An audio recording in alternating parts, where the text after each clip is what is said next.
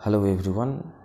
अब भूल जाइए कि ट्रेन में आप रात को 10 बजे के बाद गाना सुन सकते हैं, लाउड म्यूज़िक सुन सकते हैं या फिर ज़ोर से फ़ोन में बातें कर सकते हैं। नहीं, ऐसा करना अब इल्लीगल माना जाएगा। और आपको अगर ऐसा कोई इंसान दिक्कत कर रहा है ट्रेन में, रात को ज़ोर ज़ोर से बातें कर रहे हैं, गाना सुन रहे हैं लाउड स्पीकर में, और एक ग्रुप में बैठ के भी बहुत कोई होते हैं ना, सफ़र के दौरान बातें करते हैं, तो ये सब चीज़ आज से भूल जाइए। ये सारी चीज़ गलत है।